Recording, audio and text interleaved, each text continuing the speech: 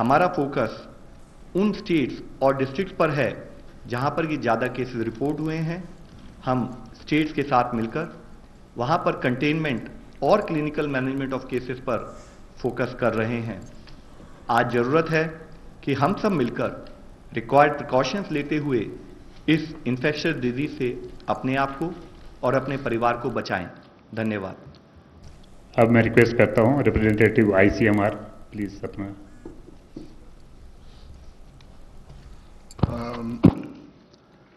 आज दोपहर को 1 बजे तक 27,55,714 टेस्ट हुए। आज चौथा दिन था जब 1 लाख के ऊपर फिर टेस्ट हुए एक दिन में। 1,03,829 टेस्ट टोटल हुए। उसमें 85,542 ये जो 401 नेटवर्क में के सरकारी लैब्स हैं उनमें हुए। 18,287 ये प्राइवेट लैब्स जो 178 है उनमें हो गए। Friends, today we are having with us Dr. B.K. Paul, Chairman Empowered Group 1 and National Task Force on COVID-19. We also have with us Sri Praveen Srivastava ji, Secretary, Ministry of Statistics and Program Implementation, and Additional Secretary, Madam T. Rajeshwari ji.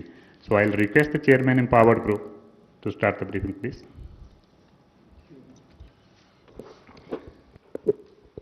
धन्यवाद। आज हम कोविड-19 की जो भारतवर्ष की fight है, लड़ाई है, जद्दोजहद है, उसका एक जायज़ा लेंगे और देखेंगे हम इस जर्नी में कहाँ तक पहुँचे हैं एज अ बिग पिक्चर, और आगे हम किस तरफ जाएंगे, इस लड़ाई को हम कैसे आगे लेके जाएंगे। आज एक बहुत एक इम्पॉर्टेंट एक लैंडमार्क अचीवमेंट देश ने जो करी है 19 तारीख को, उसके लिए इस मौके को इस्तेमाल करते हुए हम देश को बधाई देंगे, आप सबको बधाई देंगे सरकार की तरफ से कि प्रधानमंत्री जन आरोग्य योजना आयुष्मान भारत के अंतर्गत 19 तारीख को 1 करोड़ इलाज हो गए पूरे।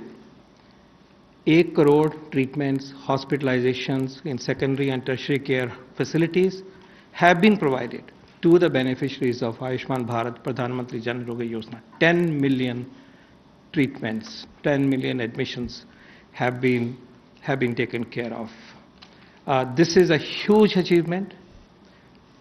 This is unprecedented in the history of healthcare of India, and this shows the resolve of the nation to achieve universal health coverage and to ensure financial protection for all. और अगर हम प्रधानमंत्री जी के संकल्प और सिद्धि, संकल्प से सिद्धि का जो उनका नारा है, उनकी गाइडेंस है, उसको लें तो प्रधानमंत्री जन आरोग्य योजना एक प्रारूप है जो कि देश ने करके दिखाया है, और we are very fortunate that this milestone has been achieved. It has helped in saving lives, preventing morbidity, and of course, protecting the poor for their health-related expenses. This is an important milestone that we will celebrate today. Also, the other component of Ayushman Bharat, Health and Wellness Centers, that mission is also moving very effectively, very rapidly, and I'm pleased to say that 40,000 health and wellness centers have been commissioned till date, and more on that will be shared at some point. Thank you. Next one, please. आज हम इस एक महान एक फैसला जो हुआ public health के लिए भारत में, जो एक बहुत बड़ा फैसला लिया गया और देश ने उसको निभाया, लॉकडाउन का फैसला जिसके हम 4th फेज में हैं, उससे जो हमें गेन्स हुए हैं, हमें जो फायदा मिला है पैंडेमिक को कंट्रोल करने का और अपनी तैयारी पूरी करने का, उसको हम आपके सामने संक्षिप्त में प्रस्तुत करेंगे। भारत ने ये फैसला सोच के लिया, माननीय प्रधानमंत्री जी ने इसको इस पॉइंट पे लिया जो अर्ली था, टाइमली था, बहुत हालात खराब होने से पहले लिया गया।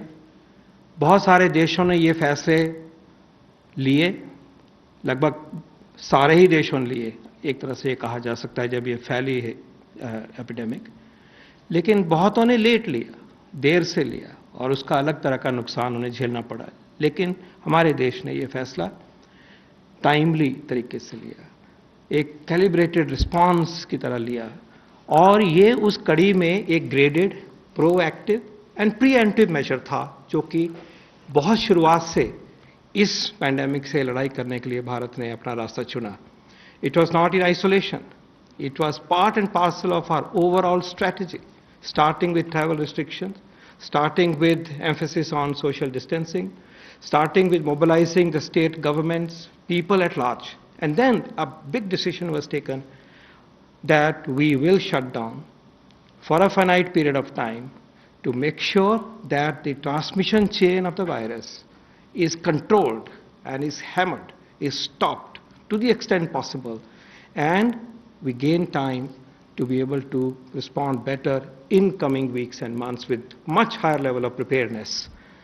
This was the decision that has been implemented by the people of India very effectively. अपने आप में एग्जाम्पल माना जाता है सारे विश्व में, जिस तरह से इसको अपने देश ने, हम सब ने मिलकर निभाया है। अगर हम देखें कि इसका असर पैंडेमिक पे क्या पड़ा, कोविड-19 की जो केसेस आ रहे हैं उनके ऊपर इसका असर क्या पड़ा, तो ये ग्राफ आपको दिखाता है जिसके एक्स एक्सिस पे डेट्स हैं और शुरुआत की डेट है मार्च की है, 26 की है और 15 मई तक का डेट्स दी गई हैं, और दूसरी तरफ वाई एक्सिस में हम दिखा रहे हैं लाल रंग की जो लाइन है कि ग्रोथ क्या थी, इसकी केसेस की ग्रोथ क्या थी, नए केसेस की ग्रोथ क्या थी। अगर आज 100 थे तो कल अगर वो 115 थे तो 15% ग्रोथ। इसी तरह से इसका एक लॉन्गिट्यूडनल एक ट्रैक आपके सामने प्रस्तुत किया जा रहा है, बहुत सिंपल, इसमें कोई मॉडलिंग नहीं है, बिल्कुल रॉ एक सिंपल मैथमेटिक्स, सिंपल डेटा है। अगर आप देखते हैं कि लगभग 3 अप्रैल तक लॉकडाउन 25 से शुरू हुआ, 3 अप्रैल तक अभी भी केस आने की स्पीड थी वो बढ़ती जा रही थी, लेकिन उसके बाद अब ध्यान से, और वो स्पीड इतनी थी कि 22.6% एक्स्ट्रा केस अगले दिन नए केस हो रहे थे। जब किसी भी तेज चलती हुई गाड़ी को हमें रोकना है तो पहले उसकी स्पीड कम होगी, और ये गाड़ी जो चल रही थी वो स्पीड पे कांस्टेंट पे भी नहीं चल रही थी। अभी 40 किलोमीटर पे है तो कल 60 पे चल रही, परसों 90 पे चल रही है, अगले 140 पे चल रही है, एक्सेलरेट हो रही थी, क्योंकि एक्सपोनेंशियल कर्व है, वायरस का बिहेवियर एक्सपोनेंशियल बिहेवियर है जो हम देखते हैं। तो उसको स्पीड को कम करने के लिए आप देखिए कि 4 अप्रैल के लगभग के बाद में स्पीड में क्लियर एक डिक्रीज आती है, और आप ये भी देखेंगे कि शुरुआत के 15-20 दिन तक इतनी स्टीप डिक्लाइन दिखाई दिया जा रहा है, उसके बाद ये सेटल हो रही है, सेटल हुई है, और हम 5.5 के लगभग जो ग्रोथ परसेंट है उसके ऊपर आ गए, जो कि मान लीजिए पहले 15 था या 18 था या 22 भी रहा था। तो ये दर्शाता है कि जो वायरस की बढ़ने का जो प्रोग्रेशन था उसको देश ने मिलकर रोका, और this is timed to the lockdown implementation as you can see. हाँ, ये बात सही है कि इसके बावजूद भी केसेस बढ़े, और जो लाइट ब्लू लाइन्स हैं दिखाती हैं कि केसेस बढ़ रहे हैं, लेकिन एक्सपोनेंशियल ग्रोथ में ये रहेगा। लेकिन आप ये सोचिए कि अगर वो स्पीड वही होती जो 15 और 22% वाली थी तो ये नंबर कहाँ पहुंचा होता है। इससे पहले कई बार हमने डबलिंग टाइम की चर्चा करी है, ये उसी का ही दूसरा रूप है देखा जाए तो। डबलिंग टाइम जब हमने लॉकडाउन शुरू किया देश में तो 3.4 था, ये हम बार बार यहाँ आपके सामने प्रस्तुत कर चुके हैं, और आज हम हैं 13.3 पे हैं। स्लो है, वो डबलिंग जो 3-3.5 दिन में हो रही थी वो आज 13.5 दिन में हो रही है। वो इसी ग्रोथ का एक दूसरा तरफ से अगर देखें तो बात एक ही है। तो स्लो किया गया हम सब ने मिलके, देश ने मिलके, इसमें कोई डाउट नहीं है, और इसके क्लियर रिलेशनशिप है। देखिए 12-14 दिन लगते हैं एक कोई भी मेजर हम लेते हैं इस पैंडेमिक में, क्योंकि केसेस पहले इन्फेक्ट होते हैं, फिर बीमारी बढ़ती है, फिर वो फ्री होते हैं, सीरियस होते हैं, या डेथ होती है ओकेजनली, या ठीक होते हैं। तो ये गैप है। तो 25 और 3 अप्रैल का जो गैप है वो इसलिए है कि असर आने में वक्त लगता है, और इसीलिए जो आज हम चर्चा करेंगे, हम लॉकडाउन 1.0 और 2.0 का करेंगे, और 2.0 3 मई को खत्म हुआ और हम 15 मई तक दिखाएंगे कि कहां तक पहुंचे हैं, क्योंकि वो 2.0 का इफेक्ट वहां तक दिखेगा। और अब जो 3.0 चला है उसका इफेक्ट अभी भी चला हुआ है और 4.0 का इफेक्ट आगे आएगा। तो 15 मई तक का ब्यौरा आपके सामने ला रहे हैं इन quantitative terms today with all humility. आगे अगर इसी को हम सिंपली एक ब्रीफली कहें कि डेथ्स की कितनी स्पीड से बढ़ोतरी हो रही थी, तो वही जो मैथमेटिक्स है उसको आप देखिए कि डेथ्स की स्पीड यहां पे थी, और जैसे जैसे लॉकडाउन 5 अप्रैल का इफेक्ट आना शुरू हुआ, गिरना शुरू हुआ और हम नीचे उसमें जाके सेटल हुए हैं। क्लियरली प्री लॉकडाउन सिचुएशन और पोस्ट लॉकडाउन सिचुएशन में बहुत बहुत अंतर है, ये दिखाई दे रहा है। तो सिंपल तरीके से आप देखें तो स्पीड जो वायरस की फैलने की थी उसको अच्छी तरह से रोकने में हम सक्षम हुए हैं। और इसी बात को आगे बढ़ाते हुए प्रवीण श्रीवास्तव जी हमें समझाएंगे कि हम कंट्रोल करने में और केसेस को काबू में लाने में कहां तक सक्षम हुए हैं, इसको और सोफिस्टिकेटेड तरीके से मॉडलिंग एक्सरसाइजेस के द्वारा जो हमें समझ आ रही है इस स्टेज पे, जो डेटा अवेलेबल है उसके बेस पे हम आगे बढ़ेंगे। इंफॉर्मेशन समझ आती है और वायरस के बिहेवियर के बारे में, एपिडेमिक के बारे में और रिफाइनमेंट आएगा। लेकिन आज जो पिक्चर एक एनालिटिक बेसिस के ऊपर हम आपके सामने लाना चाहेंगे, मैं रिक्वेस्ट करूंगा प्रवीण श्रीवास्तव जी, आप सेक्रेटरी हैं ministry of statistics and program implementation, आप प्लीज हमें आगे बताएं। Thank you doctor Paul. And जैसे डॉक्टर पॉल साहब ने बताया कि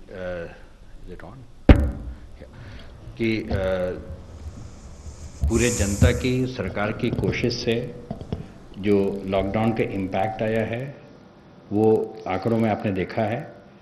इसके अलावा हम लोग ने क्या किया कि कुछ एक्सपर्ट्स को, इंडिपेंडेंट एक्सपर्ट्स को भी जो पब्लिकली अवेलेबल डेटा था वो शेयर किया और सबने अपना इंडिपेंडेंट मॉडल्स बनाए। तो वो मॉडल्स का ब्यौरा हम देना चाहेंगे और उसमें क्या क्या उनके एस्टिमेट्स आ रहे हैं उसके हिसाब से हम लोग कंपेयर करेंगे एंड फिर आपको बताएंगे कि लॉकडाउन का इम्पैक्ट कैसा हुआ उससे।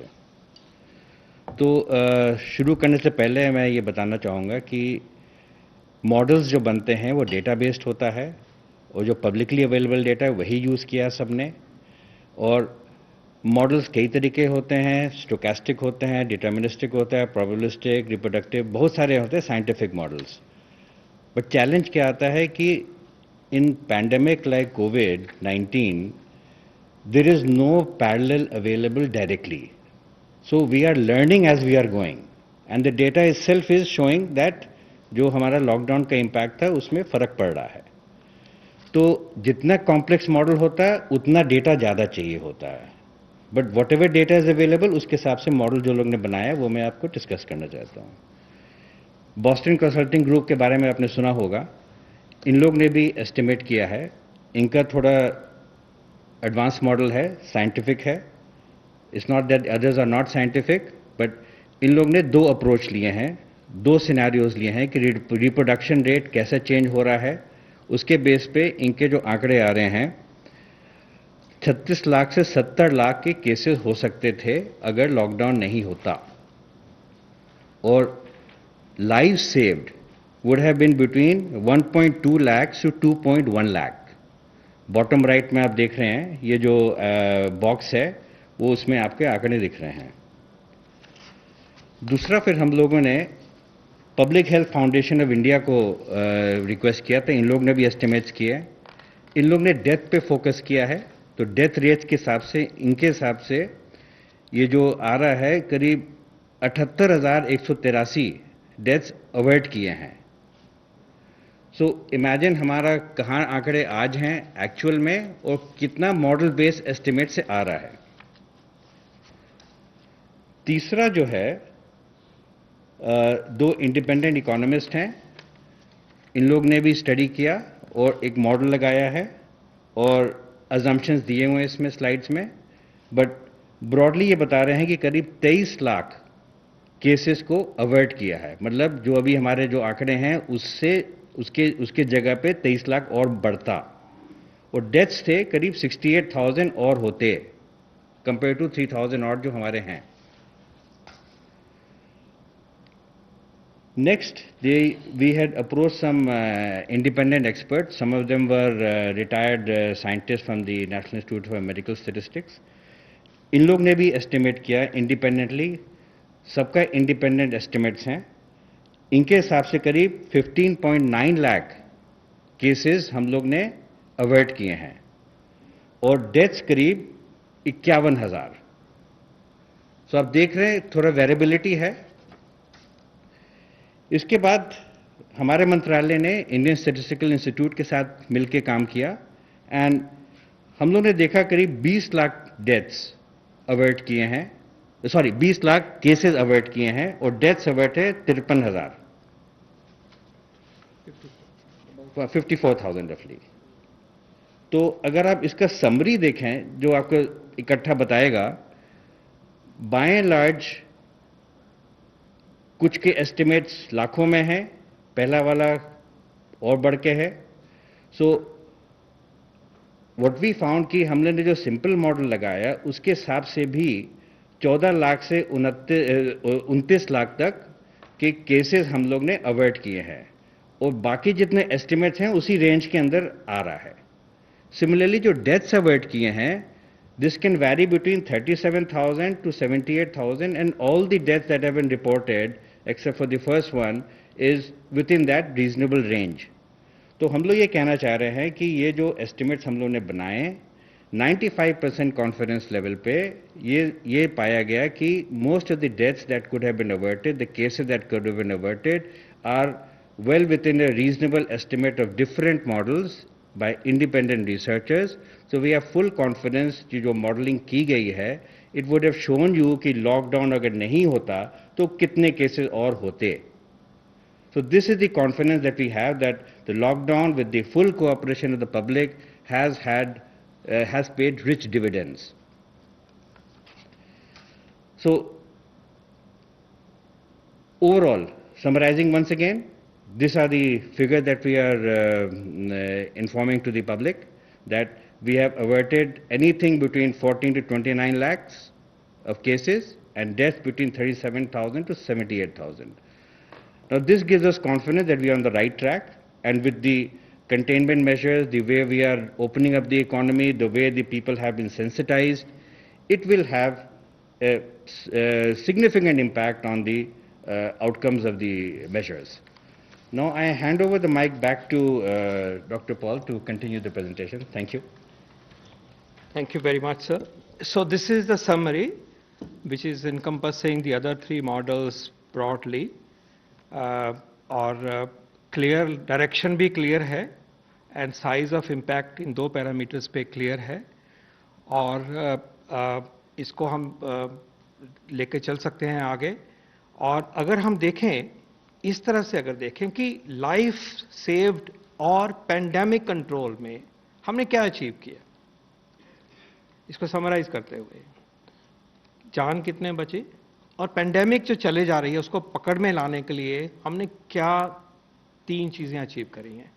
आप देख रहे हैं कि दर्शाता है कि a large number of deaths have been averted. Ultimately pandemic का जो असर है, जिसको कि हिस्ट्री में फिर लिखा जाएगा, कहा जाएगा, वो यही है कि मौतें कितनी हुई लॉकडाउन की वजह से। ये बहुत बड़ा मेजर था, देशव्यापी था, आसान फैसला नहीं था, लेकिन अगर हम देखें कि उसकी वजह से डिजीज की ट्रांसमिशन जब रुकी तो हम एस्टिमेट कॉन्फिडेंटली कह सकते हैं कि हजारों डेथ्स पोटेंशियली हो सकती थी इस पीरियड में। लगभग 2 महीने और थोड़ा सा कम समय में ये हो सकता था और ये नहीं हुआ। और जो एस्टिमेट आपके सामने एक सिस्टमैटिक तरीके से लाया जा रहा है, all estimates are prone to assumptions, all estimates can be refined with increased information, but it is a picture that you can see coming from multiple models. We can say that 37 to 78,000 deaths would have been averted. हुई नहीं, हो सकती थी इस बीमारी के फैलने से।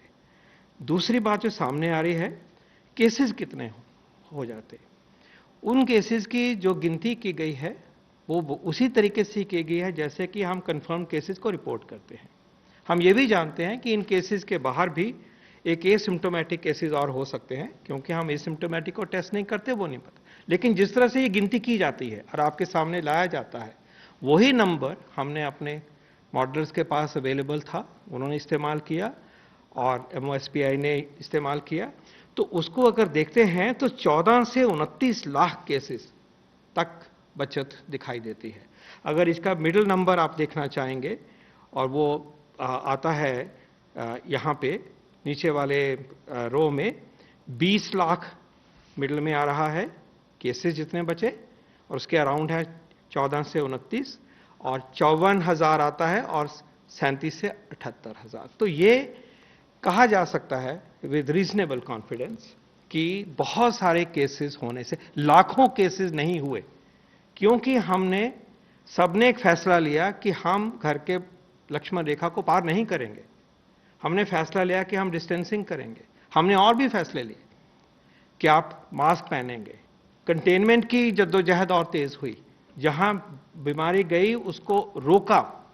सारा कुल मिला के जो लॉकडाउन का फेज हुआ, जिसमें लॉकडाउन ने मौका दिया इन चीजों को आगे बढ़ाने के लिए, और सबसे बड़ी बात कि वायरस के लिए एक डिस्टेंस क्रिएट कर दिया गया। वायरस एक से दूसरे को लगता है, और लॉकडाउन में हमने उसके लिए मुश्किल कर दिया, क्योंकि स्टैटिक हो गया काम, दूरी बढ़ गई, सोशल डिस्टेंसिंग एक ऑलमोस्ट परफेक्ट तरीके से होनी शुरू हो गई।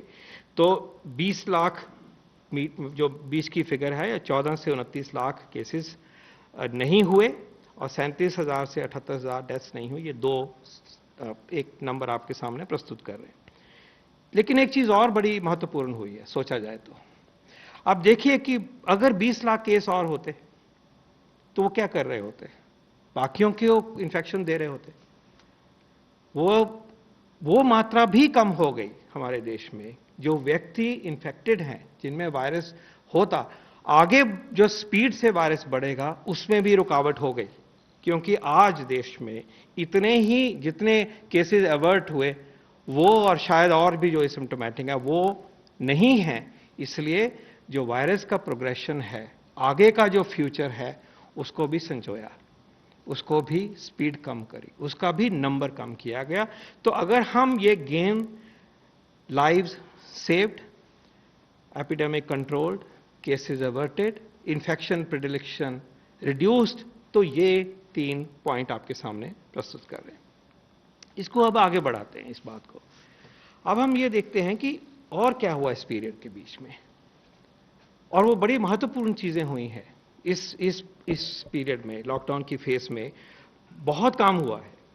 लेकिन सबसे पहले एक बताना चाहेंगे कि जो आउटब्रेक है, पैंडेमिक है हमारे देश में जितनी आई, वो सिमट के रह गई है लिमिटेड लोकेशंस में। इतने बड़े देश के बावजूद होने के बावजूद भी इतना एफर्ट जब सब देश ने लगाया लॉकडाउन का, सब जुड़ गए इसमें और मुश्किल किया वायरस को ट्रांसमिट होने के लिए, तो जो हमारी आउटब्रेक है वो सीमित हुई, लिमिटेड जगह पे रह गई।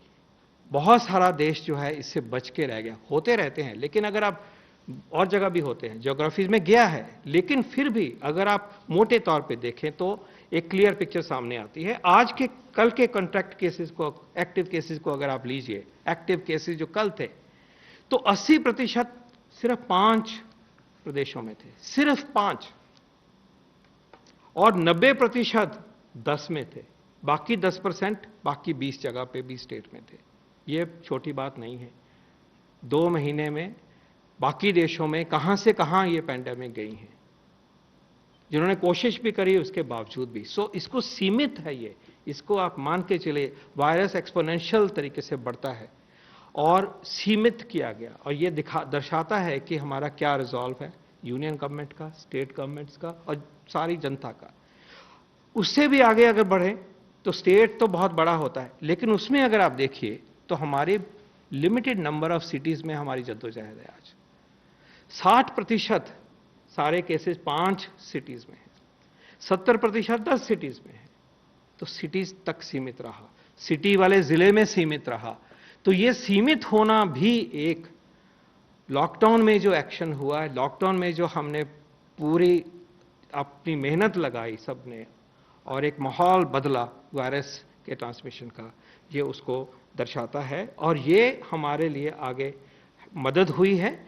जब हम लॉकडाउन की रिलैक्सेशन की तरफ बढ़ते हैं तो ये जब सामने आता है कि सीमित है, तो बाकी एरिया में हमें कॉन्फिडेंस मिलता है कि हम उधर रिलैक्सेशन खुल सकते हैं। और हमारी स्ट्रैटेजी आगे जो सशक्त हुई है, ये भी इसका एक नतीजा है। इसी तरह से डेथ्स को भी देख लेते हैं। 80% जो डेथ्स हैं वो 5 स्टेट में हो रही हैं, 95% 10 स्टेट में हो रही हैं। उसके बाहर डेथ्स जो हो रही हैं सिर्फ 5% हो रही हैं। फैली हैं, बाकी भी हैं थोड़े थोड़े, कई जगह बहुत ही कम है। और फिर वो बात आती है कि ये तो सिटी वाइड डिजीज है, अर्बन डिजीज है, अर्बन डिस्ट्रिक्ट्स की डिजीज है। और 7% डेथ्स जो है वो 5 सिटीज में है और 70% 10 सिटीज में है। तो सीमित हुआ है ये संक्रमण, इस सारे एफर्ट की वजह से ये दर्शाते हैं। लेकिन आगे की तैयारी जो हुई है इस पीरियड में, आगे के लिए जो तैयारी हुई है, वो एक बहुत बड़ा गेन है, एक बहुत बड़ा हमारे लिए संजोई हुई एक ताकत फ्यूचर के लिए पैदा हो गया। हम फ्यूचर के लिए रेडी हो गए। आज के लिए तो रेडी हैं, आज तक तो कंट्रोल में रखा है, लेकिन हम जो फ्यूचर में हमारी तैयारी हो गई है उसका ब्रीफ में मैं आपको लेखा जोखा देना चाहूंगा। सबसे पहले हेल्थ का इंफ्रास्ट्रक्चर जो है कोविड के लिए तैयार किया गया। कोविड की बीमारी 150-200 दिन की बीमारी है, था ही नहीं इस प्लैनेट पे ये वायरस। इतने शॉर्ट पीरियड में, लेस देन 2 months अगर आप देखें, और ये चर्चा लव बताते रहते हैं फ्रॉम टाइम टू टाइम, लेकिन आज इसको कहना बड़ी जरूरी बात है। अगर हम अपने डेडिकेटेड हॉस्पिटल्स की बात करें, जो टर्शरी केयर का लेवल होता है, तो कहीं लगभग कुछ भी नहीं था जब शुरू किया, तो आज 1093 फैसिलिटीज हैं और 1,85,306 बेड्स क्रिएट हो चुके हैं। उनको रिपर्पस किया गया, उनको तैयार कर लिया गया है। और जो डेडिकेटेड हेल्थ सेंटर्स होते हैं, ऑक्सीजन की सुविधा जहां पे रखी जाती है सपोर्टिव केयर की, 2,402 फैसिलिटीज हैं और 1,38,652 आइसोलेशन बेड्स जो हैं उसमें जो बेड्स हैं वो उपलब्ध हैं। तो लगभग कोविड के लिए अस्पतालों में 3,24,000 के करीब बेड्स की व्यवस्था आज स्टेट गवर्नमेंट्स ने, डिस्ट्रिक्ट एडमिनिस्ट्रेशन ने और नेशनल गवर्नमेंट ने करके तैयार करके रखी है। हमने इस्तेमाल नहीं किया उसको, कहीं कहीं ही इस्तेमाल हुई है, लेकिन तैयारी जो है देशव्यापी तैयारी है ये। और इसके अलावा जो हमारे सिंपल कोविड केयर सेंटर्स होते हैं, जहां की सिर्फ ऑब्जर्वेशन के लिए रखा जाता है, वॉच किया जाता है माइल्ड केस को, या जो कि जिनकी रिपोर्ट आनी है उनको, उनके लिए लगभग 6.5 लाख बेड्स की व्यवस्था की गई है। ये एक मामूली अचीवमेंट नहीं है। देश अपने रिसोर्सेज के जो को ही लेके इतने पूरे स्तर पर तैयार है इसको फेस करने के लिए, और आगे की चुनौती को भी संभालने के लिए तैयार है। इसी तरह से अगला हम कहें कि ट्रेनिंग, ह्यूमन रिसोर्सेज की बात है, सबको जोड़ा गया है। मेडिकल फ्रेटर्निटी को जोड़ा गया है, आयुष फ्रेटर्निटी को जोड़ा गया है, नर्सिंग प्रोफेशनल्स को जोड़ा गया है, वॉलंटियर्स को लिया गया है। इतनी बड़ी वर्कफोर्स बनाई गई है, जो थी उसको तैयार किया गया है। अगर मैं एग्जांपल लूं कि ट्रेनिंग्स कितनी हुई है, तो मैं बताना चाहूंगा कि स्टेट की जो ट्रेनिंग्स हैं, लगभग 56 lakh trainings have been done, 56 lakh. और अगर वेबिनार्स देखें जो कि हमारे सेंटर्स ऑफ एक्सीलेंस ने बनाए हैं, आईसीएमआर ने बनाए हैं, पीजीआई ने बनाए हैं, सरकार मिनिस्ट्री ऑफ हेल्थ ने बनाए हैं, तो उसमें 24 लाख व्यूअर्स कल तक थे जिन्होंने उनको सुना, और ये काम रोज हजारों में बढ़ रहा है। एक आई गॉट प्लेटफॉर्म है डिपार्टमेंट ऑफ पर्सनल का, वहां पे 8.66 लाख यूनिक यूजर्स हैं जिन्होंने रजिस्टर किया, और 11 लाख कोर्सेज को उन्होंने कंप्लीट किया है लोगों ने। तो ये ह्यूमन रिसोर्सेज की बात हो रही है कि कैसे ये तैयारी संभव हुई है। क्रिटिकल केयर की ट्रेनिंग की बात करें, या कि पीपीई को पहनने की बात करें, हेल्थ वर्कर्स को सिक्योरिटी के स्टाफ को तैयारी करने की बात करें तो ये तैयारी संभव हुई है। ये नहीं थी। अगर ये डिल्यूज की तरह इन्फेक्शन आती तो ये तो हमारे पास तैयारी नहीं थी। ये संभव हो पाई है क्योंकि हमने एक बड़ा फैसला लिया। टेस्टिंग कैपेसिटी की बात आप रोज आईसीएमआर आपको अपडेट करते हैं, जैसे आपको कहा गया 1 लाख से ज्यादा टेस्ट हो रहे हैं हर दिन, और जैसे आज अपडेट किया गया है 22 लाख के लगभग टेस्ट हुए हैं। तो ये अपने आप में एक नमूना है। 522 लेबोरेटरीज क्रिएट हुई हैं पिछले 8-10 हफ्तों में, अगर आप ये लेके चलें। इसी तरह से सप्लाईज की बात होती है, उसका भी आज ब्यौरा एक बारी देना चाहिए। पीपीईज की बात करें तो लगभग 30 लाख पीपीईज जो हैं वो स्टेट्स को दे जा चुकी हैं। 109 डोमेस्टिक मैन्युफैक्चरर्स आ गए हैं जो कोई भी नहीं थे ही नहीं, दूसरे व्यवसाय में थे, और उन्होंने 109 डोमेस्टिक हमारे देश के मैन्युफैक्चरर्स हैं, और उनकी कैपेसिटी मुझे बताया गया है कि 3 लाख पर डे अब हो गई है। बाहर से भी मंगाए जा रहे हैं और इसकी कमी भी पूरी की जा रही है। इसी तरह से N95 जो स्टेट्स के पास 43 लाख N95 मास्क दिए जा चुके हैं, इसी तरह से वेंटिलेटर्स की कमी को भी पूरा करा जा रहा है बड़ी तेजी के साथ। और ये भी सीखा हमने कि वेंटिलेटर की नीड जो है वो कोविड के पेशेंट में उतनी ज़्यादा नहीं पड़ती जितनी कि हम शुरू में सोच रहे थे। उसकी चर्चा भी कभी करेंगे। तो सप्लाईज बढ़ी, इक्विपमेंट बढ़ा, ऑक्सीजन अवेलेबिलिटी पहुंची है हर छोटी जगह पे भी। इसी तरह से एक बहुत इंपॉर्टेंट काम हुआ जो कि साथ साथ करना पड़ा, क्योंकि ये एक वायरस ऐसा है जो पहले तो था नहीं, इसकी गाइडलाइन तो बनी ही नहीं थी। ये कोई टीबी जैसी बीमारी या डायरियल डिजीज नहीं है बच्चों की कि गाइडलाइन बनी हो। तो जैसे जैसे जरूरत पड़ी बहुत तेजी के साथ ट्रीटमेंट गाइडलाइंस की चाहे बात हो, चाहे सर्वेलेंस गाइडलाइन की बात हो, टेस्टिंग गाइडलाइन की बात हो, पेशेंट केयर की बात हो, नर्सिंग केयर की बात हो, प्रोटेक्शन की बात हो, एनवायरनमेंट में कैसे लुक आफ्टर, ये सारी गाइडलाइन तेजी के साथ मिलजुल के साइंटिफिक तरीके से बनाई गई, उनको तैयार किया गया, उनके ऊपर कंसेंसस बनी और उनको अडॉप्ट किया गया, प्रैक्टिस किया गया, सर्कुलेट किया गया और ज़मीनी स्तर तक उनको पहुंचाया गया। ये बहुत इंपॉर्टेंट बात है। हमने अपने तरीके से किया, हमने बनी बनाई बोरो करके किसी के लेके कट पेस्ट नहीं किया। इसी तरह से रिसर्च एंड डेवलपमेंट की रिस्पांस आपको मालूम है, ये चर्चा हो चुकी है यहाँ पे। अपने जो डायग्नोस्टिक किट बनने शुरू हो गए हैं, 4, 5, 6, 7 कंपनीज ने बनाने शुरू कर दिए हैं, और हमारी जो इंडिजिनस कैपेसिटी है अगले 6-8 हफ्ते के अंतर्गत 5 लाख डेली किट्स की संभव होने वाली है। इस स्पीड से ये इंडिजिनस है, जो कभी था ही नहीं, वो हो गया। वायरस को कल्चर किया आईसीएमआर ने, उसी वायरस को लेके अब वैक्सीन बनाने की तरफ बढ़ गए हैं। कम से कम 5 कंपनीज हैं और कम से कम 4, 5, 6 हमारे साइंटिस्ट हैं जो कि नेशनल लेबोरेटरीज में आज जूझ रहे हैं और 24/7 मेहनत कर रहे हैं कि हम वैक्सीन की लड़ाई में सबसे आगे रहें, अग्रसर हों और करके दिखाएं। ड्रग ट्रायल्स हुए हैं, सॉलिडारिटी ट्रायल WHO का है, वो चालू हो गया है। फ्लेविपिरावीर एक दवाई है, ओरल है दवाई, उसका ट्रायल हो गया है। एक फाइटोफार्मास्यूटिकल है, इंडिजिनस है, देश में बना, उसका ट्रायल शुरू हो गया। ऐसे और भी ट्रायल चालू होंगे। सीरो एपिडेमियोलॉजी का काम आईसीएमआर ने बहुत जोरों से उठाया है, लगभग 60-70 जिलों में। उसका रिपोर्ट आएगी तो हमें समझ और भी आएगी इस बीमारी के बारे में, इस वायरस के बारे में, और हम आगे बढ़ पाएंगे। ये एस्टिमेट्स के बारे में भी रिफाइन करेंगे और इसकी स्ट्रैटेजी आगे क्या होने में, उसमें बहुत बहुत मदद हमें मिलेगी। इसी तरह से टेक्नोलॉजी के स्तर पे भी वेंटिलेटर बने हैं देश में और टेक्नोलॉजीज बनी हैं।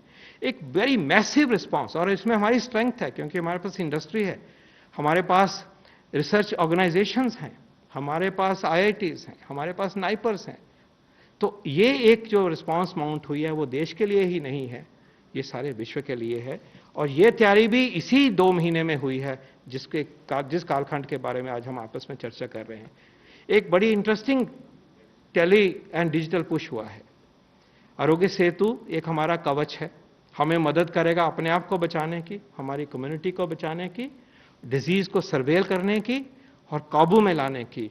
ये एक अतुल्य शस्त्र है हमारे पास, और मुझे खुशी है बताने में कि 10 करोड़ से भी ऊपर व्यक्ति जो हैं इसमें आज जुड़ गए हैं।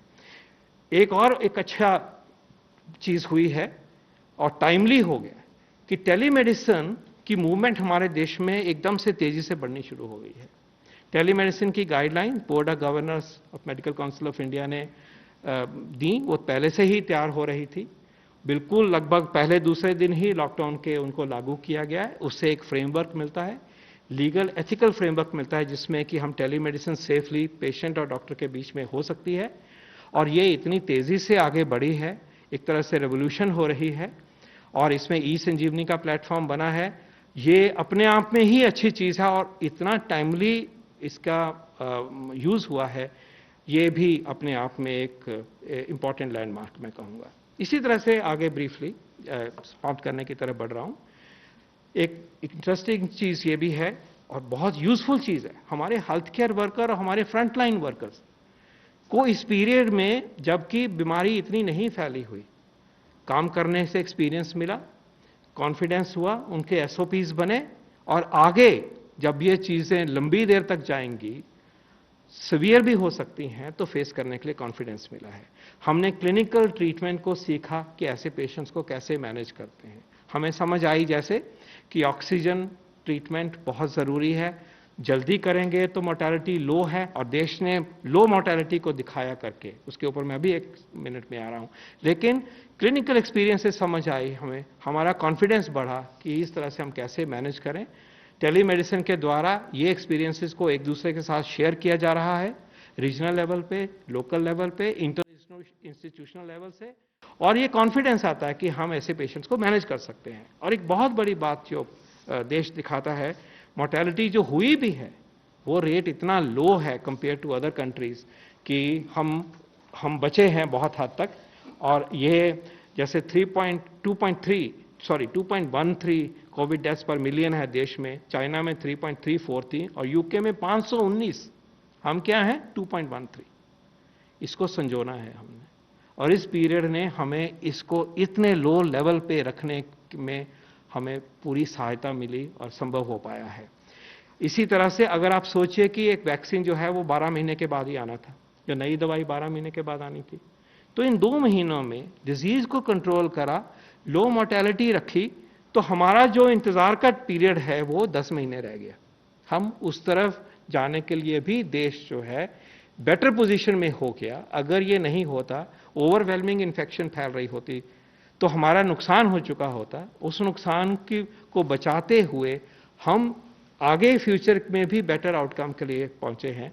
और अबव ऑल जो कि देश ने करके दिखाया, एक स्ट्रांग सर्वेलेंस सिस्टम, कंटेनमेंट करी गई, कॉन्टैक्ट ट्रेसिंग करी गई देश में जगह जगह पे जाके, उसका जिक्र मैंने पिछली कॉन्फ्रेंस में भी आपसे करा था। This has been a great strength of India. Next one, सबसे बड़ी बात 2 आती हैं। एक तो यह है कि देश तैयार हुआ, देश की व्यवस्था तैयार हुई, एडमिनिस्ट्रेशन तैयार हुआ, स्टेट्स, हम सब ये नॉलेज जीरो से शुरू किया कुछ ही हफ्ते पहले, लेकिन आज उसको मैनेज करने के लिए हमारे प्रदेश की सरकारें तैयार हैं, जिले के एडमिनिस्ट्रेशन तैयार हैं, उनको भी पता है कि कैसे इससे लड़ाई करनी है, म्यूनिसिपैलिटीज हमारी तैयार हैं और पंचायतें तैयार हैं। सो देश को प्रिपेयर्डनेस के लिए जो वक्त मिला उसको अच्छे तरीके से इस्तेमाल किया गया, और एक पूरी देशव्यापी तैयारी के साथ आज हम खड़े होकर कॉन्फिडेंटली कह सकते हैं कि आगे की जर्नी को हम पूरे तरीके से आगे बढ़ा सकते हैं, उस चैलेंज को हम मीट कर सकते हैं। अंत में मैं ये कहना चाहूंगा कि एक जो शायद सबसे बड़ी उपलब्धि जो है वो है कि एक पीपल्स मूवमेंट हमारे देश में कोविड के खिलाफ शुरू हो गई है।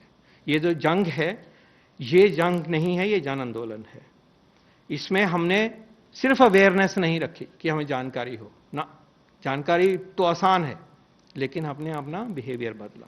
और माननीय प्रधानमंत्री जी ने इसको, he led from the front to guide us how to change our behaviour. तो अवेयरनेस एक फर्स्ट लेवल होता है, वो काफी नहीं होता, बिहेवियर बदला। हमने लॉकडाउन में वो बिहेवियर निभाया और आज हम सब उस बिहेवियर को निभा रहे हैं, और इसको एक जन आंदोलन का रूप मिला है। और ये जो संकल्प है, इसको सिद्धि तक ले जाने के लिए, कोविड को हराने के लिए हम जब सब इकट्ठे हो गए हैं, ये एक सबसे बड़ी हमारी शक्ति होगी, जैसे हम अगले जर्नी में हम आगे जाएंगे। इस पॉइंट पे मैं कहना चाहूंगा कि हमें बहुत कॉशियस रहना पड़ेगा। अभी तक जो अचीव कर पाए हैं, एक खास माहौल पैदा किया गया, लेकिन अब हम रिलैक्स भी कर रहे हैं। रिलैक्स करेंगे, वायरस को चांस एक से दूसरे की तरफ बढ़ने के लिए मिलेगा। वायरस बढ़ता है मैथमेटिकल तरीके से, लेकिन उसकी मर्जी हम नहीं मानेंगे। देश उसकी मर्जी से नहीं चलेगा, हम उसके लिए रेजिस्टेंस पैदा करेंगे। अगर हम उदाहरण लें तो प्लेन चला होता तो हेडविंड क्रिएट करेंगे कि ये वायरस नहीं आगे जाने देंगे। और वो क्या हेडविंड है? वो हेडविंड है कि हम किस तरह से वो प्रैक्टिसेस करेंगे जो कि वायरस को मुश्किल करता है एक से दूसरे तक जाने के लिए। अल्टीमेटली तो दवाई होगी, वैक्सीन होगा, वो कवच हमारे पास नहीं है।